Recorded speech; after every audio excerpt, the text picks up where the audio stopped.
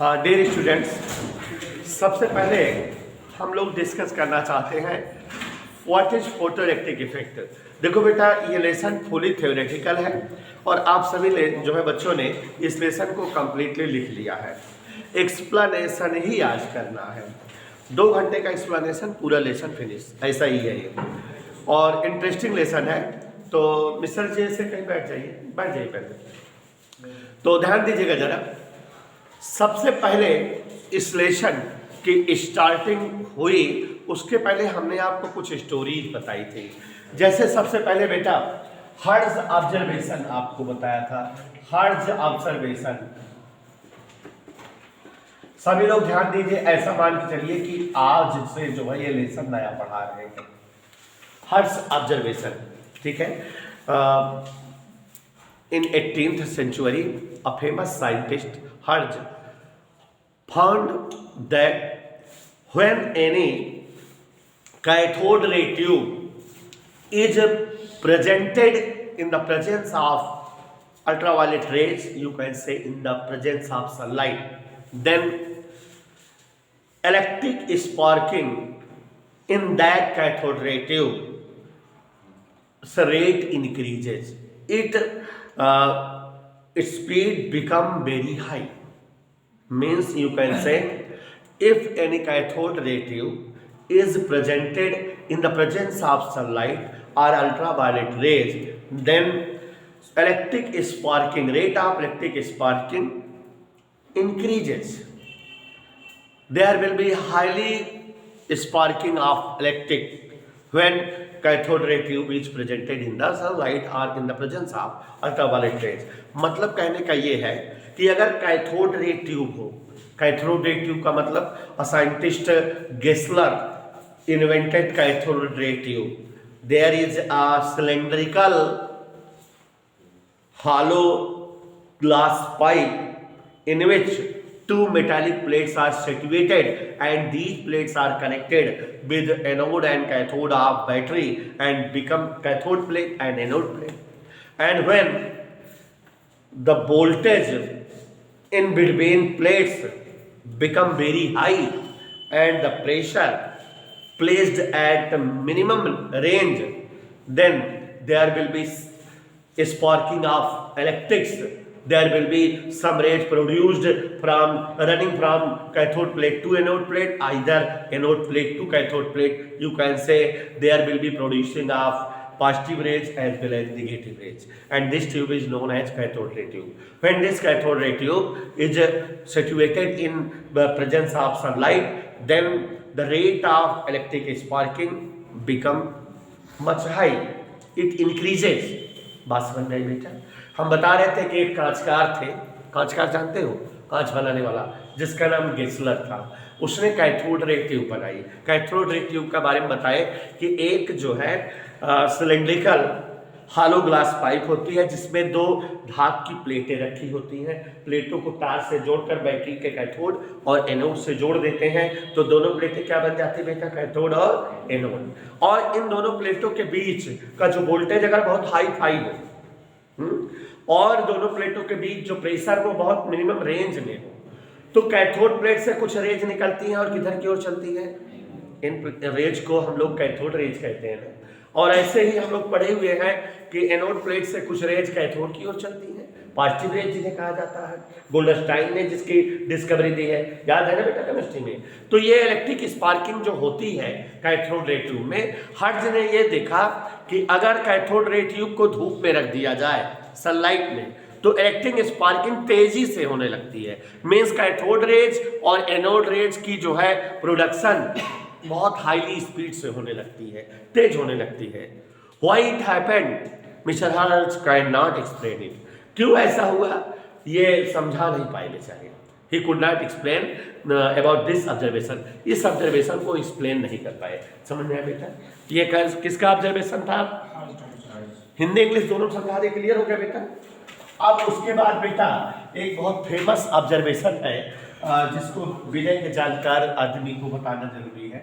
Hallways observation. In 1831 there was a famous scientist Mr. Hallowes there is a famous scientist mister Hallowes found, इन्होंने क्या पाया बेटा, जो पाया वो आपको दिखाने जा रहे हैं। अबू के बकर यहाँ ध्यान दो। Mister Hallowes setup a special type of operators. Pragyan बेटा हिंदी में भी समझा दे रहे हैं कि हालवेसवा एक स्पेशल डिजाइन का उपकरण सेटअप किया, बनाया। Mister Hallowes took a glass bulb, Mr. Alves took a glass bulb and two metallic plates C and P are placed in this bulb. Okay. One plate is attached with the cathode of any battery and it become cathode, means minus. And another plate is attached with anode of the battery and hence it become anode. Okay. He settle a window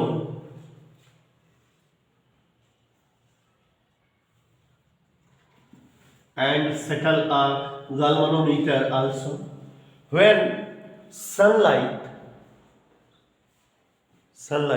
or ultraviolet rays incident over cathode plate, then there will be deflection in galvanometer, means some current start flowing in this figure. It is the observation of Halves. Halves ने ये observe किया। क्या observe किया बेटा, समझ में आया? नहीं समझ में आया? What is the observation of Halves? Halves took a glass bulb, put it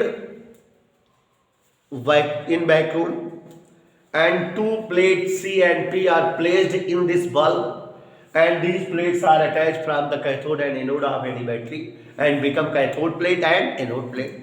Mr. Halves saw when sunlight, or you can say ultraviolet rays, falls on cathode plate, means incident over cathode plate, then some current start flowing through this circuit. But Mr. Halves could not explain about this observation, why current flows in this circuit. Current इस circuit में क्यों, कैसे, काहे flow कर रही है, वो हालवेस नहीं बता पाया। समझ है बेटा? तो हिंदी में तुम्हारा नाम हिमांशी था पहले कभी, कि जैसे कोई एक खोखला गोल बल्ब हो कांच का और उसमें धात की दो प्लेटें सी प्लेट पी प्लेट रखी हूं, बैटरिया से जोड़ के उनको कैथोड और एनोड बना दिया जाए, और व्हेन सनलाइट, जब सूर्य का प्रकाश या अल्ट्रावायलेट रेज कैथोड प्लेट पर गिरते हैं तो इस पूरे अटैच सर्किट में, एक्सटर्नल सर्किट में करंट फ्लो होने लगती है। Mister Hallowes could not explain about this theory, about this observation. इस ऑब्जर्वेशन के बारे में बेटा मूर्ख बेवकूफ आदमी जैद जी नहीं बता पाए वो कि करंट क्यों फ्लो हो रही है। Mister Hallowes again observe a second topic, एक और टॉपिक उन्होंने ऑब्जर्व किया। ठीक है बेटा? He setup look like this type of operators. Mister Hallowes ने एक और ऑब्जर्वेशन देखा कि उन्होंने जो है he took a spherical glass bulb, he took a spherical glass bulb and placed it in vacuum condition, इसके भीतर वैक्यूम कर दिया। Two plate C and plate P placed in this bulb, and this plate is attached from cathode of the battery and become cathode, and this plate is become attached from the anode of the battery and become anode. Okay? Yes, sir. Now Mr. Halves settled inciding sunlight over anode plate।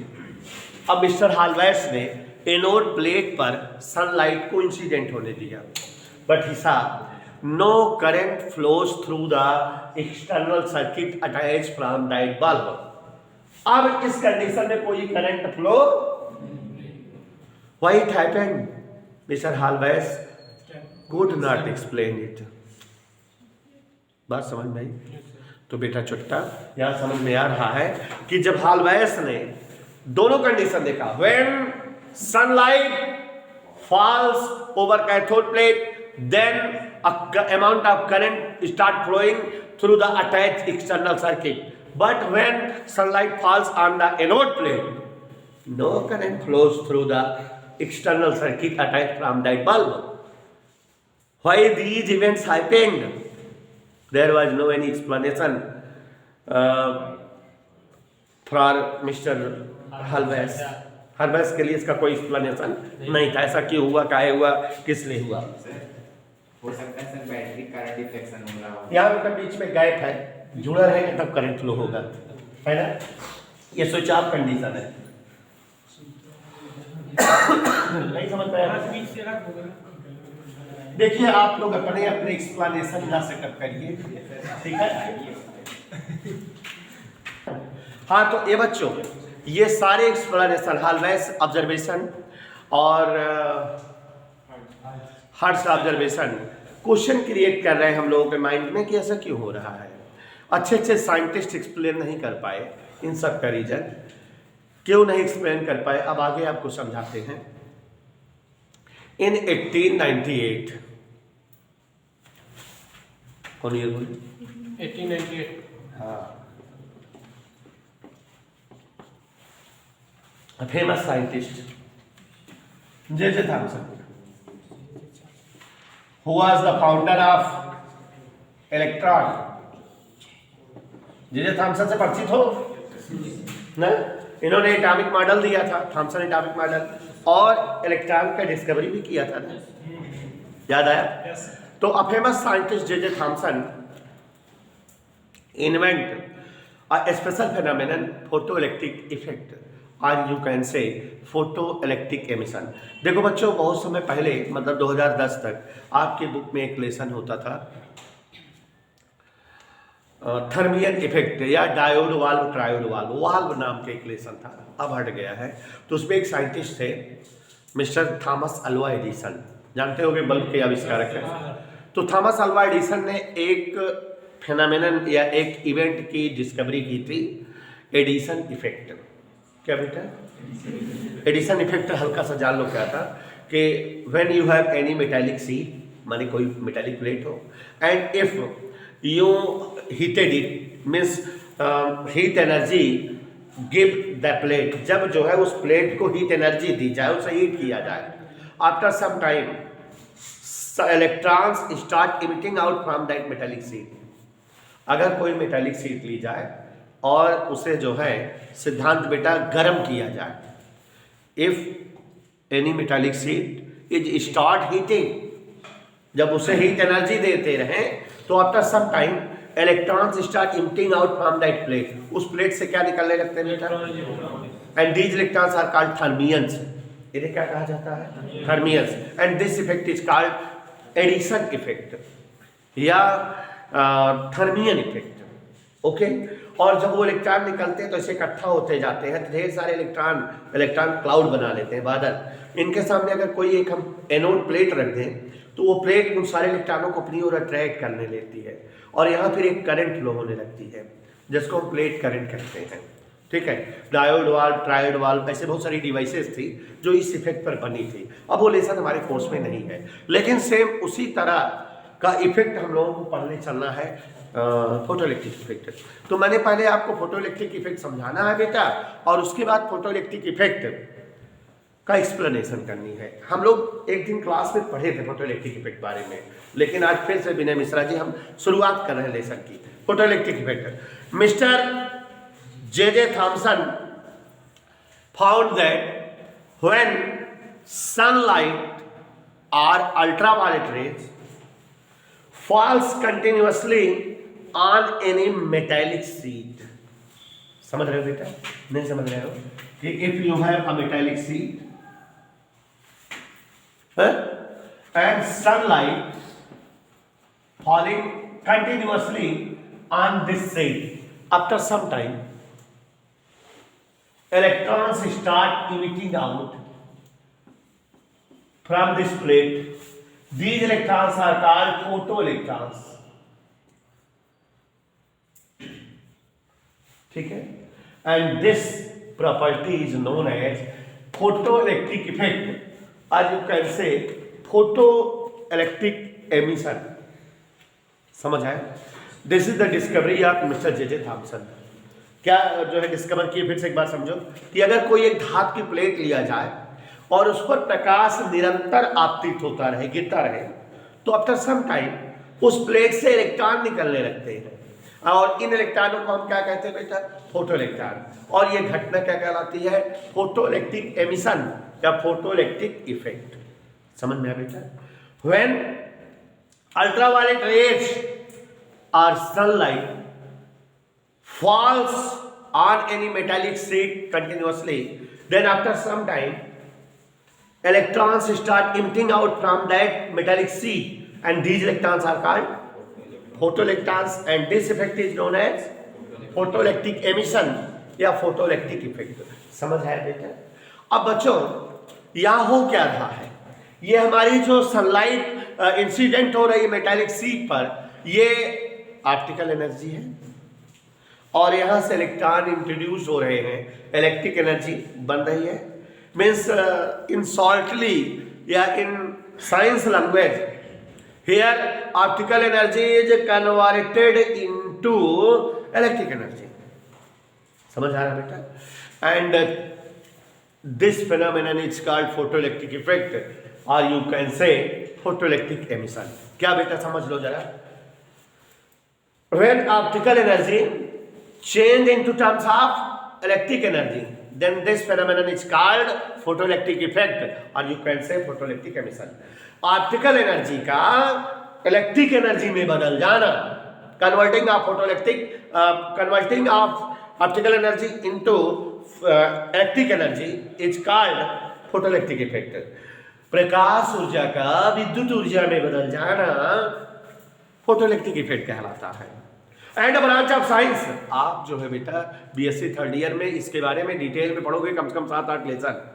A branch of science in which we study about relation of optical energy and electric energy, converting of optical energy into electric energy और electric energy into optical energy is known as photometry.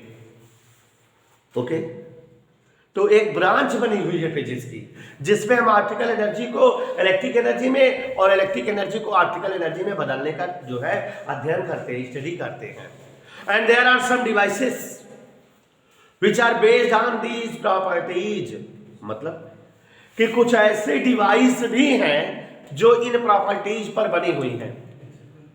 Around us, हमारे चारों ओर, there are some type of devices which are based on the converting of optical energy into electric energy. कुछ ऐसी डिवाइसें हमारे चारों ओर बनी हैं जो डिपेंड हैं, बेस्ड हैं ऑप्टिकल एनर्जी को किस में बदलने के लिए. बताओ ऐसी कोई device? Solar cell, solar panel, ठीक है ना? तो सोलर सेल क्या करता है? ऑप्टिकल एनर्जी उस पर पड़ती है, इलेक्ट्रिक एनर्जी देता है. तो there are some devices which are based on converting of optical energy into electric energy as solar cell, सौर सेल या फोटो सेल. ठीक है बेटा? इसका अपोजिट भी है. there are also some devices which are based on converting of electric energy into optical energy. कुछ ऐसी डिवाइसें भी बनी हुई हैं जो इलेक्ट्रिक एनर्जी को फोटो एनर्जी में या ऑप्टिकल एनर्जी में बदलने पर बनी हुई. जैसे ये एलईडी, एलईडी का काम क्या है? इलेक्ट्रिक दे रहे हो तो ये लाइट दे रही है, इलेक्ट्रिक एनर्जी को किसमें कन्वर्ट कर रही है? ऑप्टिकल एनर्जी में. तो ठीक है ना बेटा? तो फोटो इलेक्ट्रिक इफेक्ट या फोटो इलेक्ट्रिक एमिशन यही होता है, और इसके फाउंडर, इसके बाप, इसके फादर जे थॉमसन.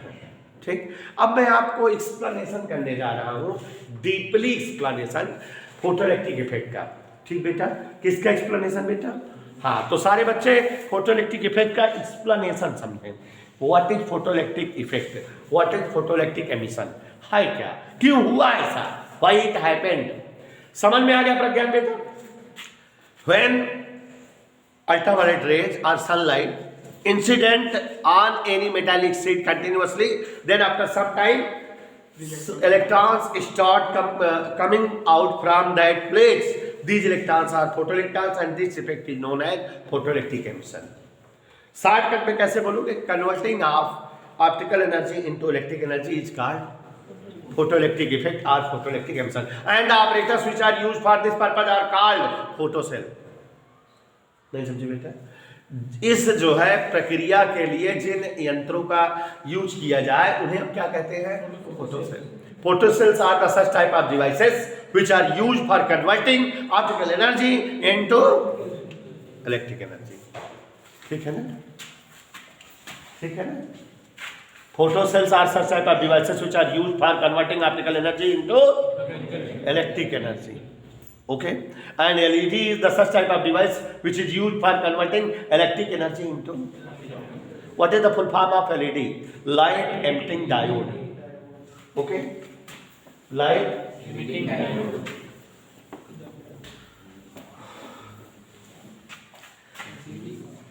हाँ चलिए बेटा, हमारे बीच प्रज्ञान चाचा आए हुए हैं, जिन्हें भी सर अभी थोड़ा सा ध्यान दीजिएगा. हम आपके सामने एक्सप्लेन करने जा रहे हैं फोटो इलेक्ट्रिक इफेक्ट की फेनोमेनन को. बेटा हमारे लैंग्वेज में समझ लो तो फिर अपनी लैंग्वेज में एक्सप्लेन करके लिख सकते हो. ठीक है ना? चलिए, explanation of photo electric effect. Photo electric effect का एक्सप्लेनेशन लोग जान बेटा. Let us suppose it is a metallic sheet. Miss Janvi, आप देख रहे हो आपके फ्रंट में हमने बोर्ड पर क्या बना दिया बेटा? मेटालिक शीट है तो किसी न किसी मेटल की होगी ना. Either it is of aluminium, either it is of copper, either it is of zinc, iron, it is this is a metallic sheet and since it is a metallic sheet hence it is consist of metallic atoms. समझ आया बेटा? ये metallic sheet है तो there will be many metallic atom in this sheet. इस sheet में बहुत सारे क्या होंगे? Metallic atom. हाँ बेटा जय जंगली थोड़ा ध्यान देना. Let us suppose that it is a metallic sheet, hence it consists of many metallic atom. तो ये सब क्या है बेटा? Metallic atom. और आप बताओ कि मेटालिक एटम क्या कंसिस्ट करेंगे? मेटालिक एटम में क्या होगा?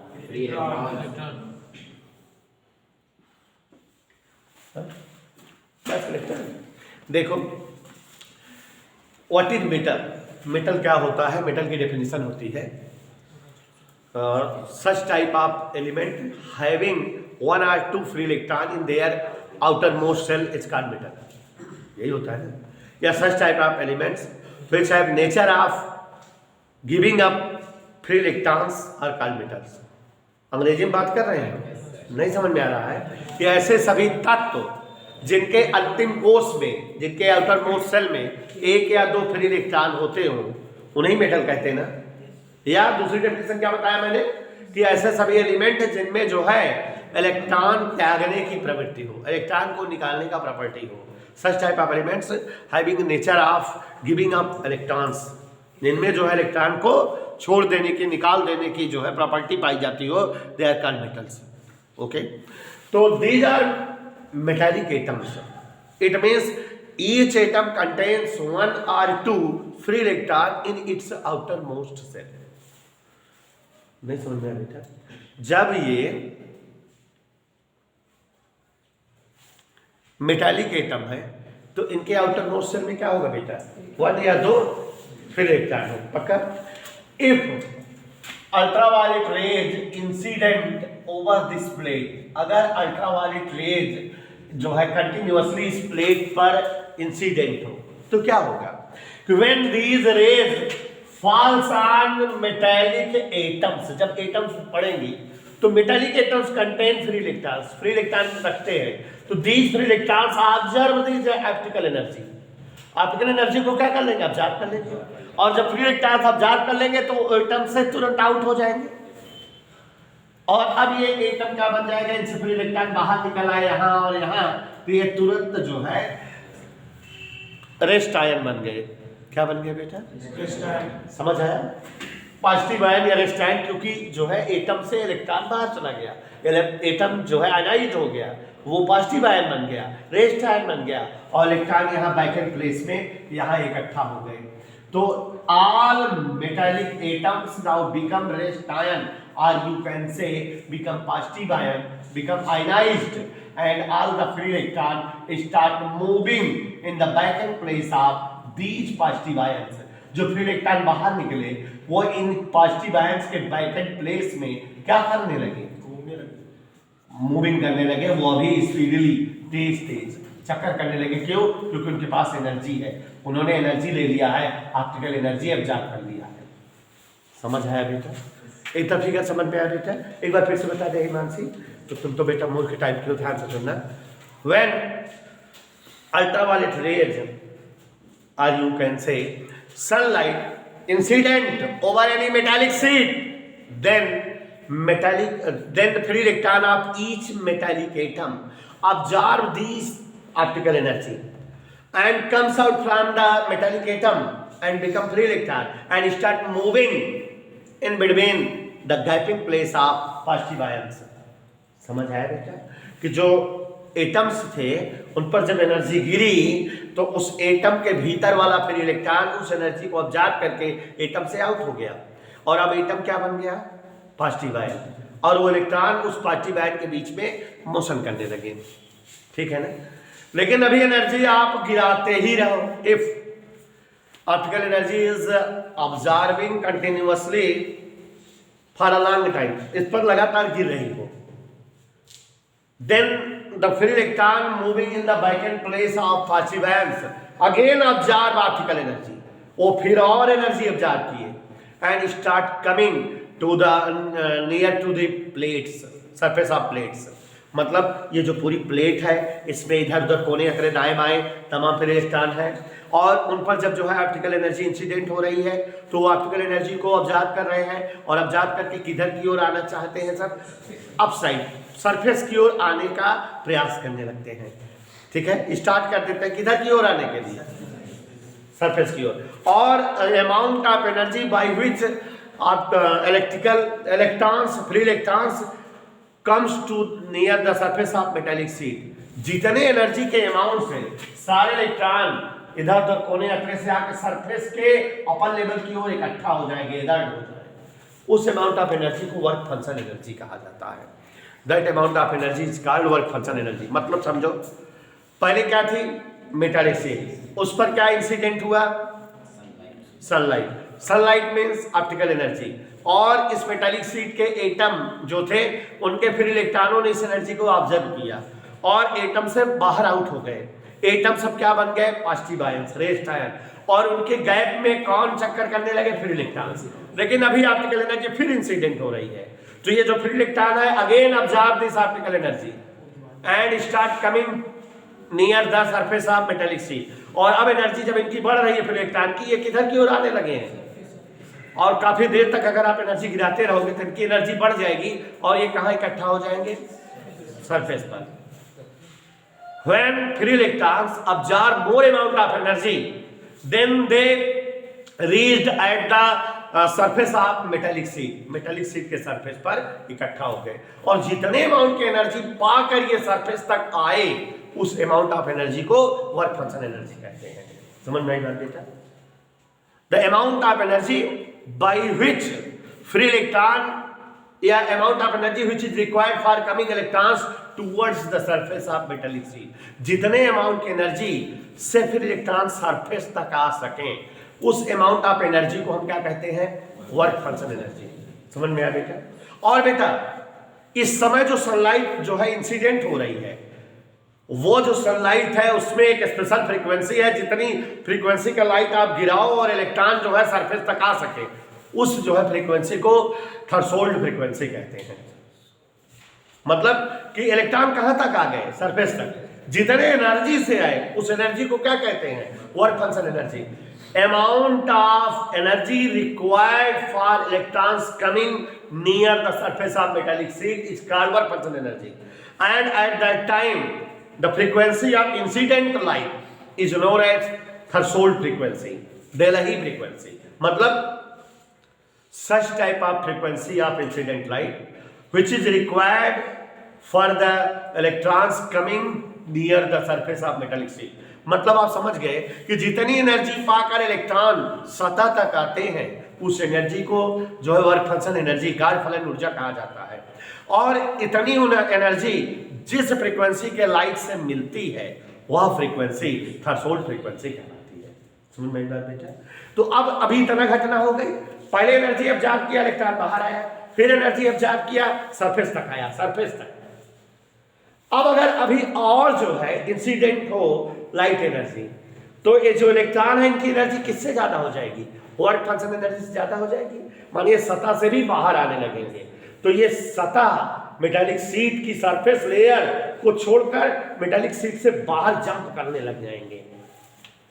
भाई एनर्जी मिली इनकी तो बाहर इससे आए, फिर मिली तो लेवल तक आ गए, सरफेस तक, और एनर्जी मिले तो फिर सरफेस से भी बाहर आ जाएंगे और क्या बन जाएंगे? Photo electrons. क्या बन जाएंगे? Photo electrons. तो अब मतलब समझो कि इफ सनलाइट या ultraviolet rays are incidenting continuously again and again, then the energy of free electrons become higher, become greater from their work function energy, and they start coming out from the metallic surface and performing as या creating as photoelectrons. Photoelectron बन गए ना, and this phenomenon is called photoelectric effect. यही phenomenon क्या कहलाती है? photoelectric effect. समझ में आया बेटा photoelectric effect? अब यहाँ एक और बात है, when energy of free electrons become greater than the work function energy, they start coming out from the metallic sheet. So when they comes out from the metallic sheet, they comes at some height of the metallic sheet. metallic sheet के कुछ height पर आ जाते हैं, कुछ ऊपर, and after some time there were some free electron gathered as photoelectrons and in front to the metallic sheet. इसका मतलब जो मेटालिक शीट है उस पर लाइट अब्जॉर्ब, लाइट गिर रही है, एक फ्री इलेक्ट्रॉन आया, फिर कुछ देर बाद दो आया, फिर कुछ देर बाद तीन आया, तो ऐसे कई सारे फ्री इलेक्ट्रॉन गैदर्ड हो जाते हैं, इकट्ठा हो जाते हैं मेटालिक शीट के सरफेस के ऊपर, है ना। अगर बेटा लाइट लगातार गिरती रहे, पहले एक इलेक्ट्रॉन फोटो इलेक्ट्रॉन बनेगा, फिर दो बनेंगे, फिर तीन बनेंगे, फिर चार, फिर ऐसे ही इस सरफेस के ऊपर काफी फ्री इलेक्ट्रॉन फोटो इलेक्ट्रॉन के रूप में गैदर्ड हो जाएंगे कि नहीं। और इस तरह की शेप को इलेक्ट्रॉन क्लाउड कहा जाता है। क्या कहा जाता है? Electron cloud. और ये इलेक्ट्रॉन क्लाउड जो है हाईली निगेटिव चार्ज है, क्योंकि बहुत सारे इलेक्ट्रॉन है, जिसका मतलब बहुत सारा निगेटिव चार्ज है। तो जब यहाँ निगेटिव चार्ज है और दूसरा कोई फ्री इलेक्ट्रॉन निकलना चाहेगा फोटो इलेक्ट्रॉन बन के, तो यहाँ रिपल्सन मिलेगा उसको, माने अब फोटो इलेक्ट्रिक इफेक्ट क्या बंद हो जाएगा? बंद हो जाएगा, इलेक्ट्रॉन का निकलना बंद हो जाएगा। भाई इसके ऊपर एक इलेक्ट्रॉन आया, फिर आया 2, 10, 20, 30, 150 फिर इलेक्ट्रॉन इकट्ठा हो गए, तो यहाँ इलेक्ट्रॉन क्लाउड बन गया, माने हाईली निगेटिव चार्ज बन गया। अब कोई इलेक्ट्रॉन निकलेगा तो यहाँ इलेक्ट्रॉन निकल रहा है मीन्स वो माइनस, और यहाँ हाईली निगेटिव चार्ज वो भी माइनस, तो रिपल्सन मिलेगा तो इलेक्ट्रॉन अंदर ही रह जाएगा प्लेटे में, निकल नहीं पाएगा, माने फोटो इलेक्ट्रिक इफेक्ट क्या हो जाएगा? बंद हो जाएगा। ये घटना खुद को बंद कर रही है, जैसे वहाँ सेल्फ इंडक्शन था वैसे यहाँ भी हो रहा है नहीं। तो एक बार फिर से अंग्रेजी में मेरी बात को समझने का प्रयास करिए। When ultraviolet rays are, हम थोड़ा अंग्रेजी में बात करेंगे। When ultraviolet rays are sunlight start falling over any metallic sheet, then free electrons of metallic atoms absorb this optical energy and comes out from the metallic atom and become free electrons, and the atom become positive ion or rest ion, and these free electrons start moving in the vacant place of rest ions. If optical energy again incident, then these free electrons absorbed more optical energy and start coming towards the metallic surface. And amount of energy by which free electron of metallic surface can come near to the surface of metallic sheet is known as work function energy. When the optical energy absorbed by free electron is near same to the work function energy, free electrons reached at the metallic surface.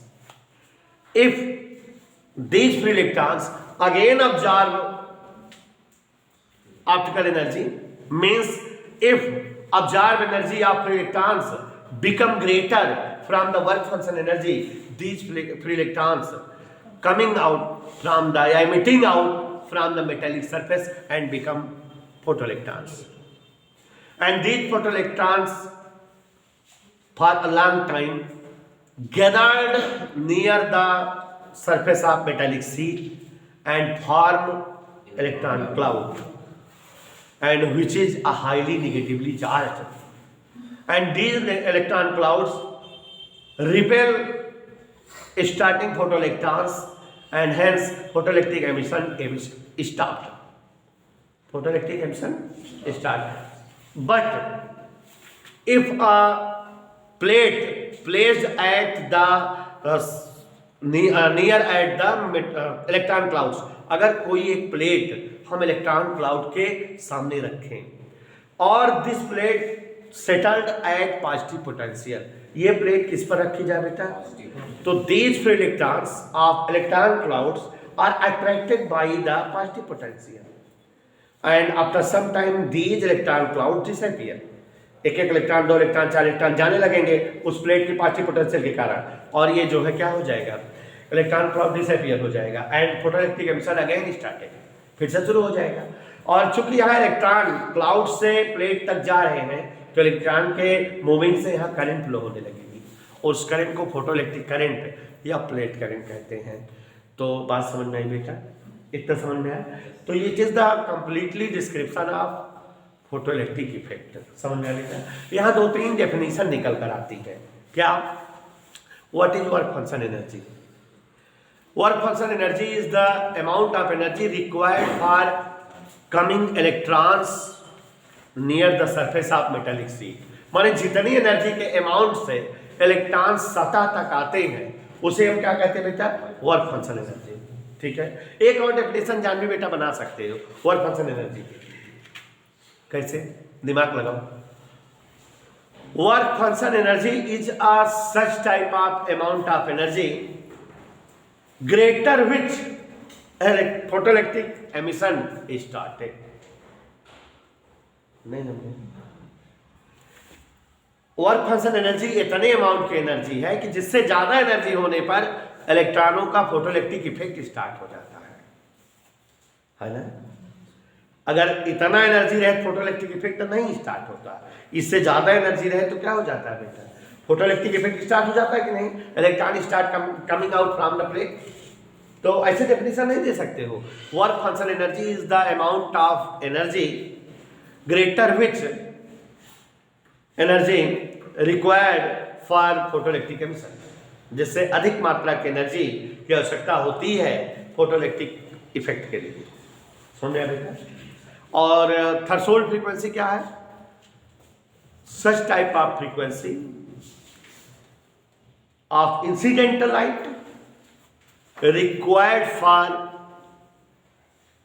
same amount of energy as work function energy. नहीं समझे? Incident light की वह frequency जो work function energy के required energy के same होती हो, उसे क्या कहते हैं बेटा? दूसरे तरह डेफिनेशन कैसे दे सकते हो? सच type of frequency of incident light greater which photoelectric effect started. नहीं समझे? जैसे जो है इंसिडेंट लाइट की फ्रीक्वेंसी से ज्यादा फ्रीक्वेंसी पर फोटोइलेक्ट्रिक इफेक्ट स्टार्ट हो सके, वही अमाउंट की फ्रीक्वेंसी को थ्रेशोल्ड फ्रीक्वेंसी कहते हैं. माने ये लिमिटिंग फ्रीक्वेंसी है। इससे ज़्यादा फ्रीक्वेंसी का लाइट अगर इंसिडेंट कराओगे तभी फोटोइलेक्ट्रिक इफेक्ट स्टार्ट होगा। समझ में आ गया बात? क्लियर हो गया? कोई दिक्कत नहीं था। और इस समय जो वेवलेंथ होती है उसे थ्रेशोल्ड वेवलेंथ कहते हैं। तो